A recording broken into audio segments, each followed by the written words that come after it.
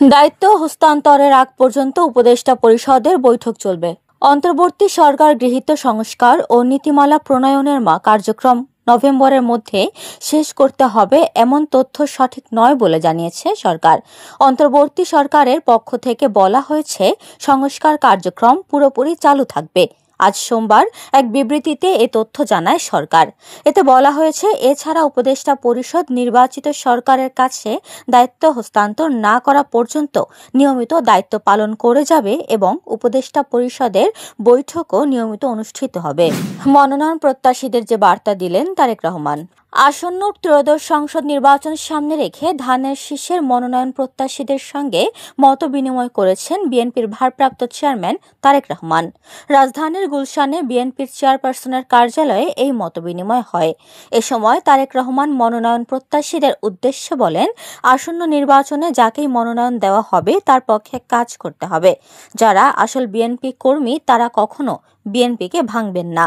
আগামী নির্বাচনে চূড়ান্ত ভোট কেন্দ্রের সংখ্যা জানালো ইসি। আসন্ন ত্রয়োদশ জাতীয় সংসদ নির্বাচনের ভোট গ্রহণের জন্য 42,761টি কেন্দ্র চূড়ান্ত করে তালিকা গ্রহণ করেছে নির্বাচন কমিশন। সোমবার নির্বাচন ভবনে তালিকা প্রকাশের পর নির্বাচন কমিশন সচিবালয়ের সিনিয়র সচিব আখতার আহমেদ বলেন, মোট 42,761টি ভোট কেন্দ্রে 2,44,649টি ভোট কক্ষ রয়েছে।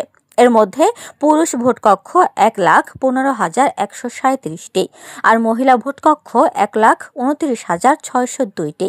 নতুন রাজনৈতিক দল ও দেশীয় পর্যবেক্ষক সংস্থার নিবন্ধন চলতি সপ্তাহেই হবে বলে জানান ইসি সচিব। নির্বাচনী দায়িত্ব পালনের বিএনপির অযৌক্তিক আহ্বানে জামাতের উদ্বেগ। বিএনপি বিভিন্ন সেবামূলক ও অরাজনৈতিক প্রতিষ্ঠানের কর্মকর্তা কর্মচারীদের জাতীয় নির্বাচনে দায়িত্ব না দেওয়ার যে আহ্বান জানিয়েছে সেটিকে অযৌক্তিক ও অমূলক বলে মন্তব্য করেছে বাংলাদেশ জামায়াত ইসলামী। একই সঙ্গে বিএনপির এমন অবস্থান নিয়ে উদ্বেগও প্রকাশ করেছে বাংলাদেশ জামায়াত ইসলাম। এক বিবৃতিতে জামায়াত ইসলামের সেক্রেটারি জেনারেল ও অধ্যাপক মিয়া গোলাম পারওয়ার বলেন, এই দাবি রাজনৈতিক উদ্দেশ্য প্রণোদিত, অযৌক্তিক ও অগ্রহণযোগ্য। 23 ঘণ্টা পর পুরোদমে চালু মেট্রো রেল।